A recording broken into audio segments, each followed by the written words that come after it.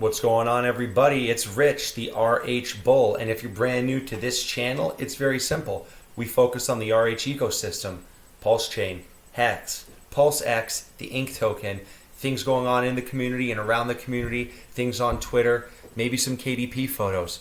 I don't know. We'll see where all this goes. But where I like to go personally are right to the charts, and that's what we do best on this channel.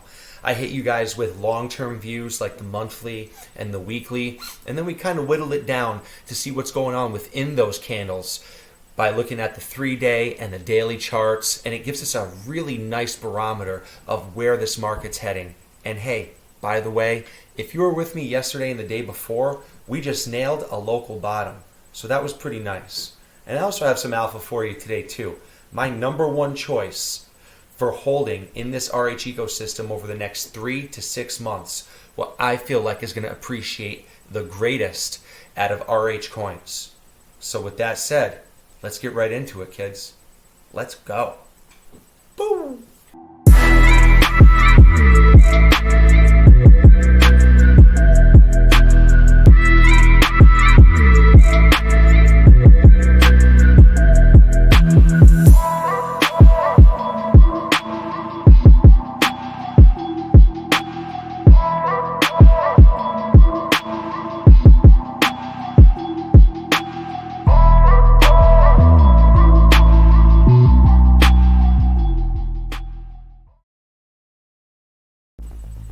What's going on, everybody? Thank you for joining me once again, the RH Bull channel. My name's Rich, and let's jump right into things here. So let's take a look at what's going on with the Pulse Chain chart.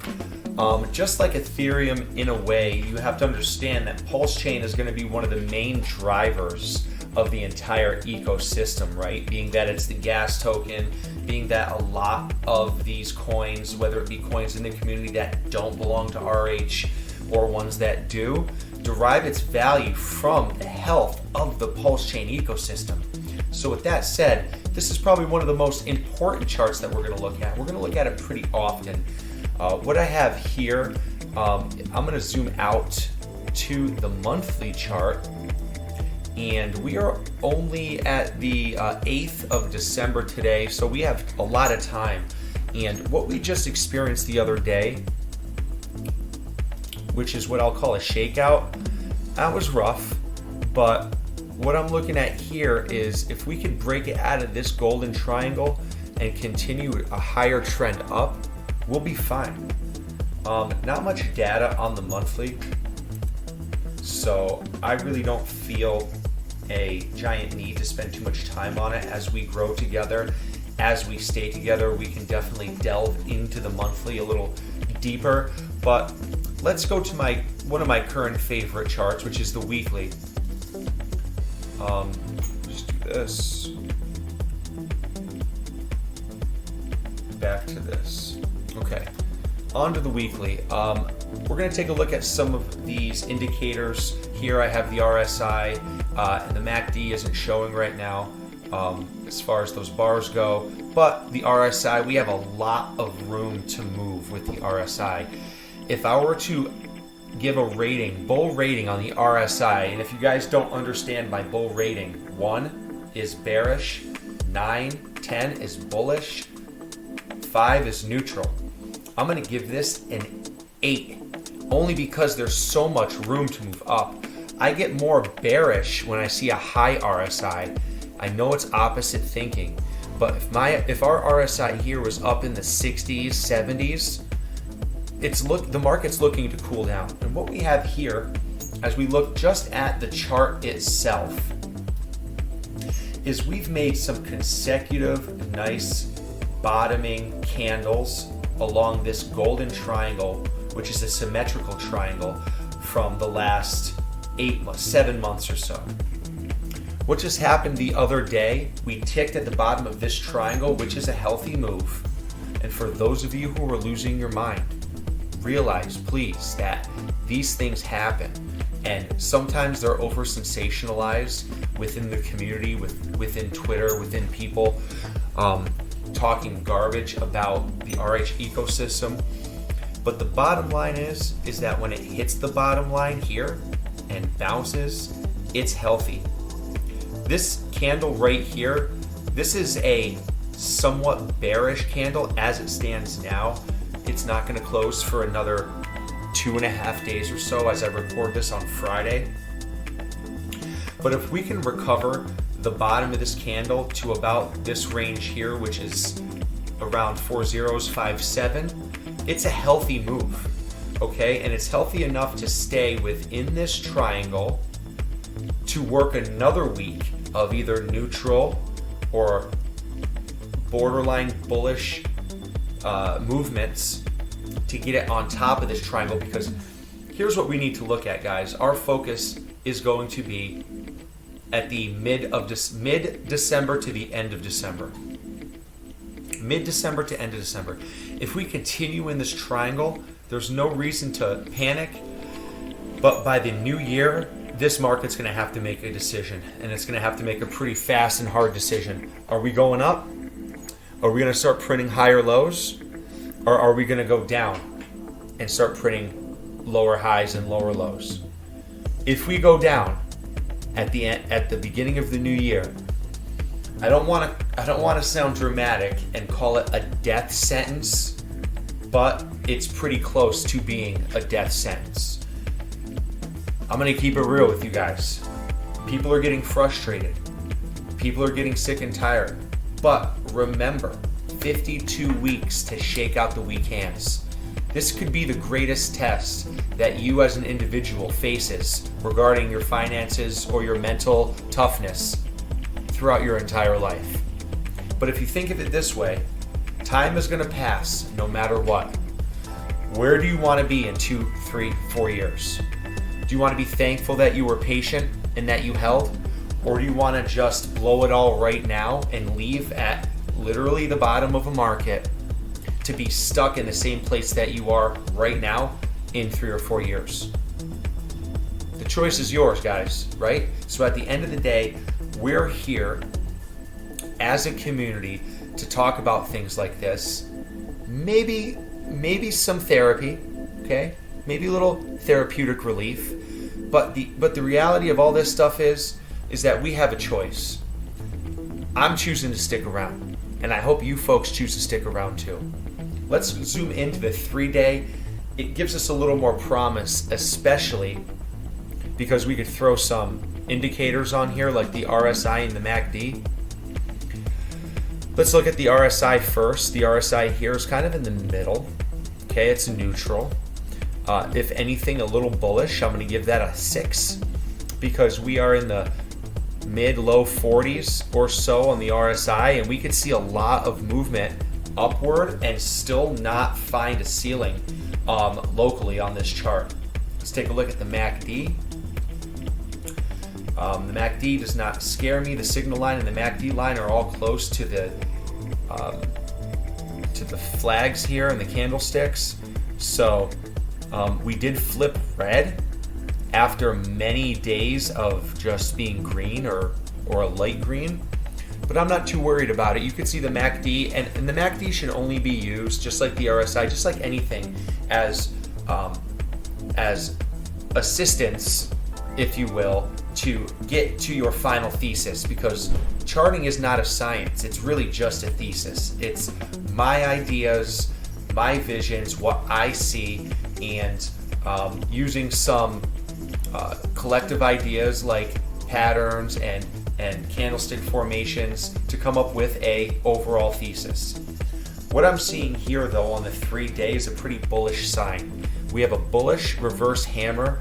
We are green, and we can actually, hopefully by the end of this turn or by the next 3-day candle, touch this, retest this golden rope 21 EMA.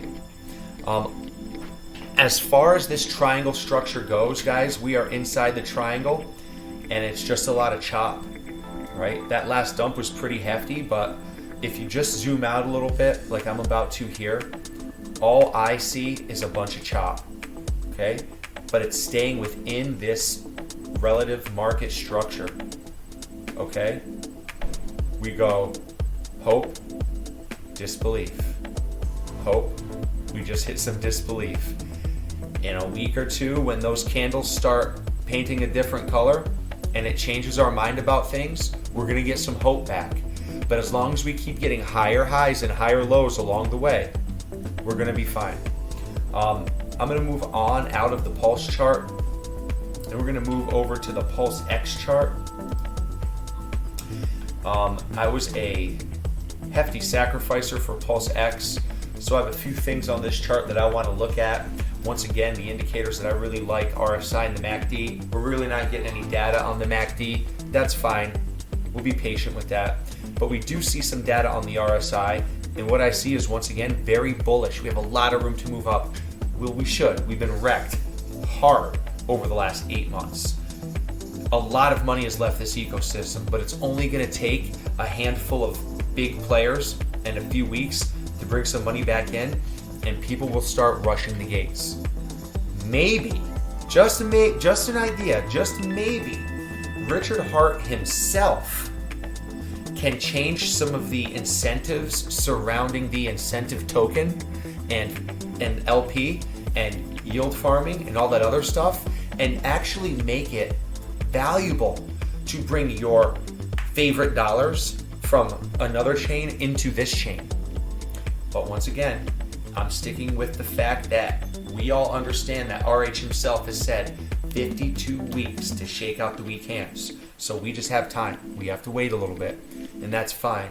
I have a personal feeling that that actually will happen. He is going to introduce those farms. He's going to have some more things that can pump the incentive token, because right now the incentive token is completely wrecked.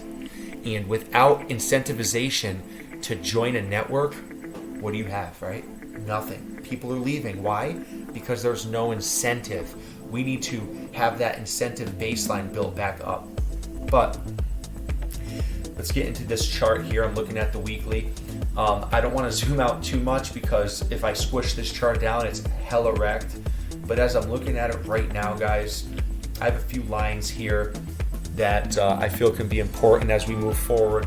4 zeros 4 about, 4 zeros 3, 4 zeros 2 1, and the bottom here, which is 5 zeros and a 9. But just like the pulse chart, as I said before, it runs the whole market. Just like the pulse chart, we found a local bottom off of this golden triangle, this golden symmetrical triangle. And if we can continue to trend within this structure,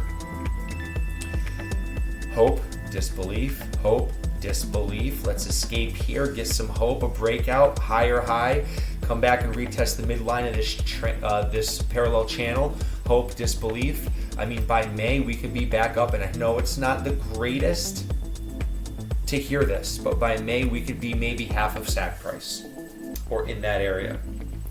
Do I wish and hope and pray every single day that someone with a huge bag comes in and pumps this ecosystem to the sky? Maybe someone with several $1 billion worth of sacrifice money comes in to inject it into this ecosystem? Just saying. Do I wish that every single day? Absolutely, I do.